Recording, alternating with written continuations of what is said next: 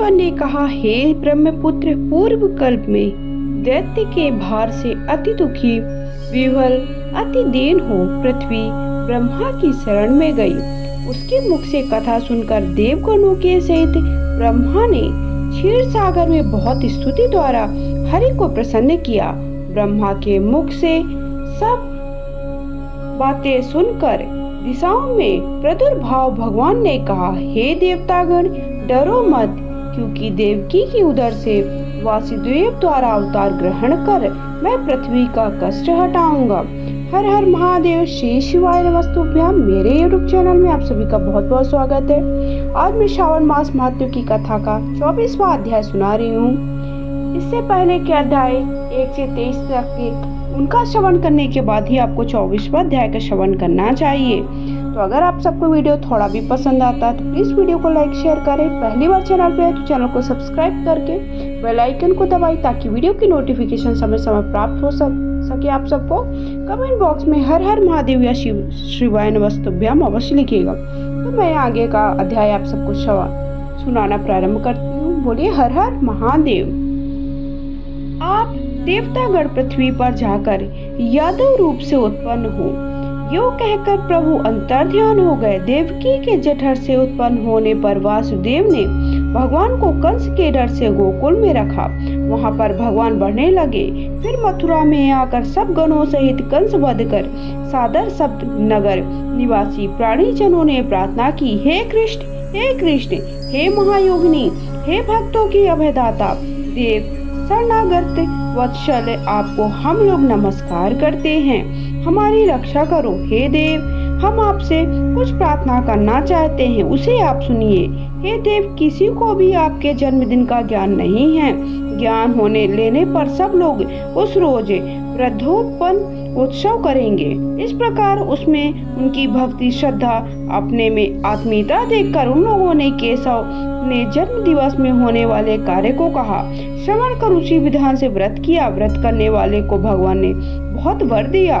उसमें एक प्राचीन इतिहास कहते हैं, अंग देश में उत्पन्न मितजित नामक वाला राजा हुआ करता था। उसका पुत्र महासेन नाम वाला हुआ। वह सत्य द्वारा जीतने वाला तथा सन्मार्ग न्यायी था। वह सभी की रक्षा करता। राजा सभी प्रजा को प्रसन्न रखता और रक्षा करता। उस समय देवयोग से पाखंडियों के साथ बहुत दिनों तक रहन सहन होने से उनके संसर्ग से राजा अधर्म में लग गया। उसने वेद शास्त्र पुराणों की बहुत निंदा की, वर्णाश्रम धर्म से बहुत द्वेष करता रहा। हे मुनि सत्तम, यह बहुत काल बीत जाने पर काल के वशीभूत हो यमदूत के वश हुआ। पास बंधन में बांधकर यमदूतों ने यम के समीप लाकर दुष्ट संगति योग से उसे बाहर पीड़ा तथा ताड़ना दी। फिर नरक में गिरकर बहुत काल तक यातना दी। वो कर अपशिष्ट पाप द्वारा पिशाच योनि में गया। भूख प्यास से दुखी हो मारवाड़ देश में घूमता हुआ किसी वैश्य के शरीर में प्रवेश कर उसी के साथ पुण्य देने वाली मथुरापुरी को गया। मथुरा के पास पहुंचा तो मथुरा रक्षों ने उसकी देह से अलग कर दिया। वह वन में तथा ऋषियों के आश्रम में घूमता हुआ कदाचित देवयोग से जन्माष्टमी के दिन मुनियों तथा द्विजों द्वारा की जाने वाली महापूजा और नाम कीर्तन आदि से रात भर जागता रहा। सभी ने सब कामों को देखकर हरि कथा सुनी, जिससे उसी क्षण ही निष्पाप, पवित्र और स्वच्छ चित्त वाला हो गया।